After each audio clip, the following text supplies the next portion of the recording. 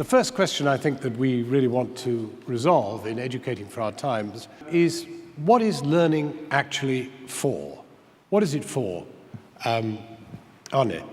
Learning is for empowering the individuals, people, to live and to work in society. In UNESCO, already in the 1990s, we had a big work, a commissioned by UNESCO, the Jacques Delors report, Learning the Treasure Within, that operates with 4 pillars of learning. Learning is about learning to be, is the first pillar. Learning to be a person. Learning for personal fulfillment, the joy of learning, fulfilling your full human potential. The second pillar is learning to know, learning to learn, learning to get knowledge. And the third pillar is learning to do, meaning learning to act, to handle situations, to take actions, to increase your employability, to be able to work. And the fourth pillar is learning is about learning to live together, because we live together, and today we live together in relation also to a global citizenship. So what is learning about? I would say in UNESCO today we are trying to update, to have a critical revision of the 4 pillars. What is learning about? It's no longer enough just to learn, to get knowledge, but we have a much stronger focus on how we can use it in practice, also how we can use it in workplaces. Well, now, Ponce, you're much nearer the learning experience than we are. Can you identify with what he has said? And has your learning taught you what learning was actually about? Well, hello. Firstly, I beg to differ. I'm not closer to learning than anybody else. I believe we're all lifelong learners. Every day we keep on learning. I fell into that one. I fell into that trap. I think I have, being a wise learner like my other fellow learners, we all have come to a point where we've sort of touched on all those 4 pillars. But the question, I guess, would be, where did I get that sort of education? Was it inside the classroom, or was it more of outside the classroom, I guess, in our cases, which I feel, of course, is a combination of both. But in the other aspects that I hope to contribute on, in addition to the 4 pillars, would be learning to create, I think, was more of an experience outside the classroom, because we weren't given more opportunities to create in the classroom. Monique, what is the philosopher's answer to what is learning for? Learning is for having a future. There is no future without learning, without education. And I think it's true at the individual and at the collective level. I think we are doing now something which has never been done before in human history. We are teaching and educating students without knowing what kind of opportunity they will have, what kind of world they have to confront, probably a world of scarce resources and a world of environmental threats. And in this condition, it seems to me that the most important thing we have to do, being aware of the fact that we are in a world of change and constant innovation, we have to equip children with an intellectual framework which could be a real help for adapting, for dealing with complex situations.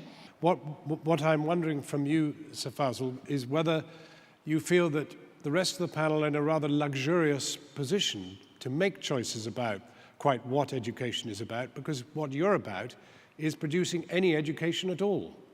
Absolutely. When you are in a country where less than 50% of the population is illiterate, you are trying to get your large numbers of children who are out of school into school.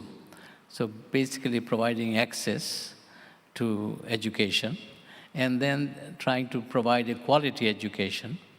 So I remember when I started our program in Bangladesh, I wanted the various people in leading position in Bangladesh, politicians, social workers, writers, poets, artists, to come and advise me as to how to develop curriculum for poorest children.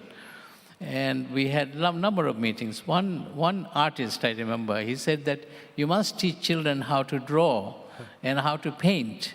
Then they will develop observational skills and so on. So I said that, you know, the poorest children won't have pencils and crayons and lots of papers to practice painting, because our budget was $20 per child per year, and we couldn't afford all this. So he said then he quietened down a bit and then said, well, what you could teach is get teachers to tell them to observe how a frog jumps into a pond and then come and draw it next day. So you don't always have to use pencils and crayons and papers to teach observation. You can teach it from nature. So like that, we have developed our curriculum and materials and methods in such a way that it costs as little as possible, and it provides a quality education for the children that we try to get into our schools. So basically, we use women, housewives in villages who have got 10 to 12 years of education. We give them 2 weeks of training initially.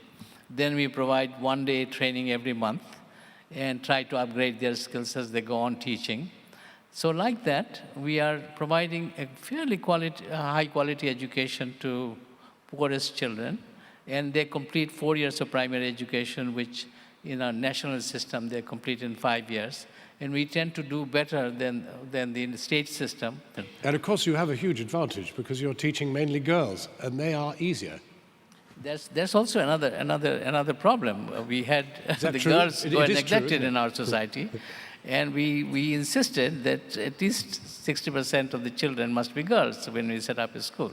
So this was one of the things that we have also tried to. So as a result of which, in Bangladesh today, we have got more girls in primary schools than boys. So this has never happened in South Asia before, and this has happened in Bangladesh in the last few years. So that's one area that I think was very important. Let me pause you there, because Ponce, you wanted to come in. I was just wondering that maybe an aspect of educating for our times in that context would be educating for a time where inequality exists in many ways. In one aspect that Dr. Carlsen pointed out, one pillar, learning to live together means learning to live together in a world where inequality exists, and those who have access to education would want to help others who do not. Well, I mean, that is absolutely the hope. The word collaboration is a very highly charged one, because, of course, one of the difficulties is that globally, the inequalities in access to education are absolutely massive, but they're also massive inside nation states. And I mean, I'm on dangerous territory here, Monique, because you come from what I think we would call quite an elitist circumstance.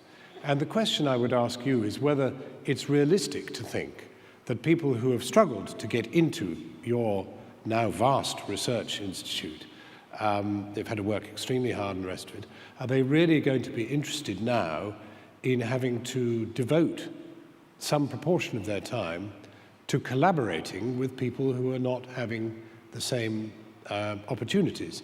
I think what you are saying is a necessity, you know. This elite institution which exists in several parts of the world are not institutions as such, they are institutions for certain kind of values, and the main thing is to protect this value and to open them up, you know, to make more and more people have access to them. That's the point. A lot of people, if you ask them in the street, what's learning really for? It will just enable me to get a job. I think most governments today would think that it's very important to have an education system that develops skills and competences that matches the needs in the labor market, as we also just heard in the presentation by Andreas Leicher from the OECD. But it is also clear that most people think that education and learning is very much related to their positioning themselves, to fulfilling their human potential, increasing their capability of living in society, relating to other people.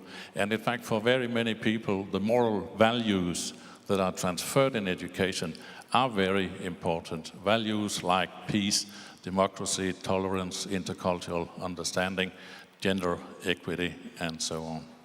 I just want to ask you one final question right now, Faisal. Looking at the educational world from where you are, morally, who should be delivering this great change in education we're looking for? Is it the NGO sector? Is it the state? Is it the private sector?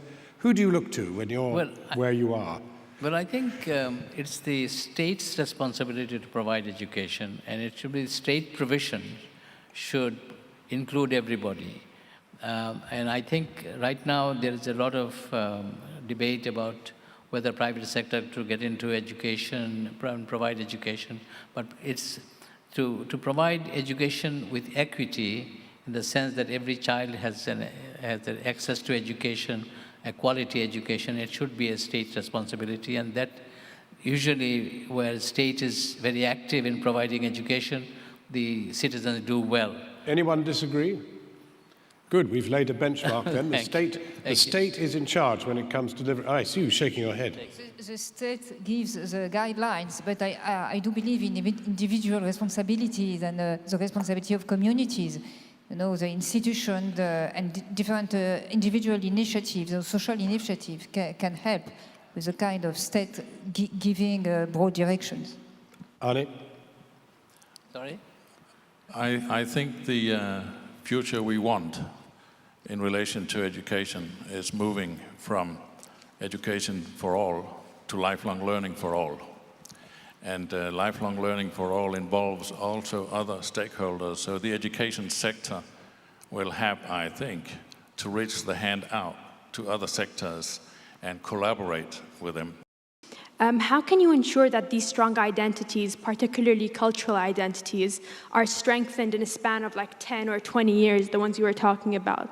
Because it would be a shame to have diversity erode with the establishment of stronger globalized ties within the educational system. We are sharing a world, and it imposes requirements not only for the sharing of resources, but for the sharing of common understanding and mutual respect too. We have to keep this world going, and I think the best way to do that is to make some progress in the way of understanding each other. And I was insisting on the fact that common values and common commitments were very important. It doesn't mean that these values are defined somewhere and has to be imposed elsewhere. But I think it's very important that these values must be focused on the development of human intelligence and human being.